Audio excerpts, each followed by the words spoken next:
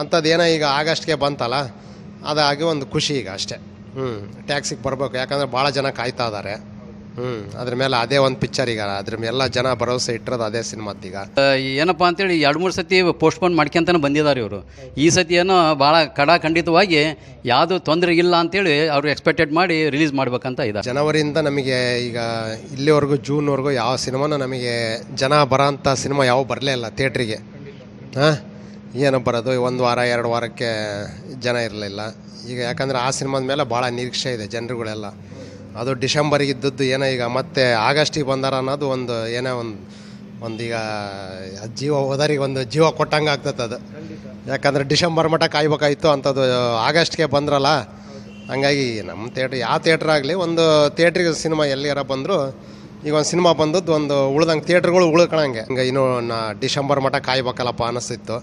ಅಂಥದ್ದು ಏನೋ ಈಗ ಆಗಸ್ಟ್ಗೆ ಬಂತಲ್ಲ, ಅದಾಗಿ ಒಂದು ಖುಷಿ ಈಗ ಅಷ್ಟೇ. ಟ್ಯಾಕ್ಸಿಗೆ ಬರಬೇಕು, ಯಾಕಂದರೆ ಭಾಳ ಜನ ಕಾಯ್ತಾ ಇದ್ದಾರೆ. ಅದ್ರ ಮೇಲೆ ಅದೇ ಒಂದು ಪಿಕ್ಚರ್ ಈಗ, ಅದ್ರ ಎಲ್ಲ ಜನ ಭರವಸೆ ಇಟ್ಟಿರೋದು ಅದೇ ಸಿನಿಮಾತ್ತೀಗ. ಬಂದರೆ ಒಂದು ತಿಂಗಳಿಗಂತೂ ನಮಗೆ ಒಂದು 4 ವಾರಕ್ಕಂತೂ ದೋಖ ಇರಲ್ಲ. ಅಟ್ಲೀಸ್ಟ್ 50 ಡೇಸ್ ಹೆಂಗಾರ ಇರಲಿ, 50 ಡೇಸು ಒಂದು 4 ವಾರ ಅಂತೂ ನಾವು ಬ್ಯುಸಿ ಇರ್ತೇವೆ. ಅದ್ರ ಸಿನಿಮಾದಿದ್ರೆ ಬ್ಯುಸಿ ಹಾಗೆ ಆಗ್ತವೆ ಅಂತ ಒಂದಿದು ಅಷ್ಟೇ. ಬಹುಶಃ ದಾವಣಗೆರೆಯಲ್ಲಿ ಬಂದರೆ ಎಷ್ಟು ಥಿಯೇಟರ್, ಯಾಕಂದರೆ ದೊಡ್ಡ ಸಿನಿಮಾ ಅಂದರೆ ದೊಡ್ಡದೊಂದು ಬೇಡಿಕೆ ಇದ್ದೇ ಇರುತ್ತೆ. ಸೊ ದಾವಣಗೆರೆಯಲ್ಲಿ ಬಹುಶಃ ಎಷ್ಟು ಥಿಯೇಟರ್ ಬರ್ಬೋದು ಅಂತ, ಯಾಕಂದರೆ KGF ನೋಡಿದ್ರೆ ಒಂದು ಅವಾಗ ತುಂಬ 2-3 ಥಿಯೇಟ್ರಲ್ಲಿ ಹಾಕಿದ್ರು. ನಮಗೆ ಅನ್ಸೋ ಮಟ್ಟಿಗೆ ಕಡೆಗಂತೂ ಅಟ್ಲೀಸ್ಟ್ 2 ಥಿಯೇಟ್ರಿಗಂತೂ ಇದ್ದೇ ಇರುತ್ತೆ. ಮಾಲ್ ಅಂತೂ ಅದು ಮಾಮೂಲು ಇರುತ್ತೆ. ಥಿಯೇಟ್ರಿಗಂತೂ 2 ಅಂತೂ ಇದ್ದೇ ಇರುತ್ತೆ ಅಂತ ನಮಗೆ ಅನ್ಸೋ. ಅದ್ರ ಮೇಲೆ ಬಂದರೆ ಇನ್ನೊಂದು ಥಿಯೇಟ್ರಿಗೆ ಬರ್ಬೋದು, ಇಲ್ಲ ಅಂದರೆ 2 ಥಿಯೇಟ್ರ್ ಅಂತೂ ಕಾಯಂ ಅಂತೂ ಇದ್ದೇ ಇರುತ್ತೆ. ಹೌದೌದು, 2 ಥಿಯೇಟ್ರ್. ಹೌದೌದು, ನಿರೀಕ್ಷೆ ಮೂಡಿಸಿದೆ. ಯಾಕಂದರೆ ಜನ ಭಾಳ ಕಾಯ್ತಾ ಇದ್ದಾರೆ ಟ್ಯಾಕ್ಸಿಗೆ ಅಂತಂದು.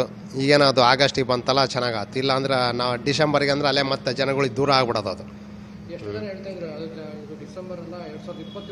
ಮತ್ತು ಜನವರಿಗೂ ಹೋಯ್ತು ಅಂತ ಅಂದರು. ಒಂದು ಸ್ವಲ್ಪ ದಿವಸಕ್ಕಲ್ಲೇ ಡಿಸೆಂಬರ್ ಇಲ್ಲ ಜನವರಿಗೂ ಹೋಯ್ತು ಅಂದರು.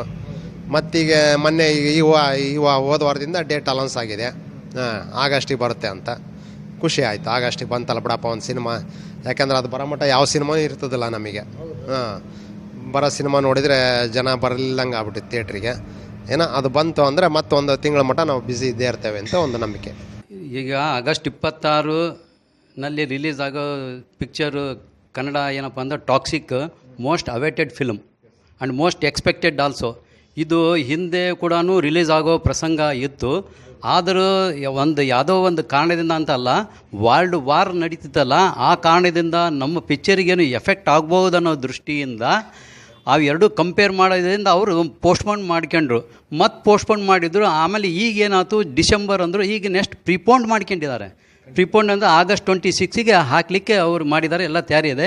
ನಾವು ತ್ರಿಶೂಲ್ ತ್ರಿನೇತ್ರ ಥಿಯೇಟ್ರಲ್ಲಿ ಮ್ಯಾನೇಜ್ಮೆಂಟ್ನವರು ಈ ಪಿಕ್ಚರ್ ಏನಾದ್ರು most awaited, most expected and ಇಂಥ ಪಿಕ್ಚರ್, ಬ್ಲಾಕ್ ಬಸ್ಟರ್ ಪಿಕ್ಚರು ಈ ಒಂದು ಇದರಲ್ಲಿ ಯಾವುದೂ ಬಂದಿಲ್ಲ ಸದ್ಯ ಕನ್ನಡ ಚಿತ್ರರಂಗದಲ್ಲಿ.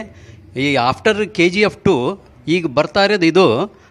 ಅವರಿಗೂ ಕೂಡ ಎಕ್ಸ್ಪೆಕ್ಟೇಷನ್ ಇದೆ, ಈ ಪಿಕ್ಚರು ಭಾಳ ಚೆನ್ನಾಗಿ ನಡಿಬೇಕು, ಇದನ್ನು ಮಾಡ್ಬೇಕು ಅನ್ನೋದು ನಮಗೂ ಕೂಡ ಹಾಕಲಿಕ್ಕೆ. ಆಮೇಲೆ ನಮಗೂ ಕೂಡ ಭಾಳ ಎಕ್ಸ್ಪೆಕ್ಟೆಡ್ ಇದೆ ಇದು. ಇದರಿಂದ ಭಾಳ ತುಂಬ ಚೆನ್ನಾಗಿ ಓಡ್ಬೋದು.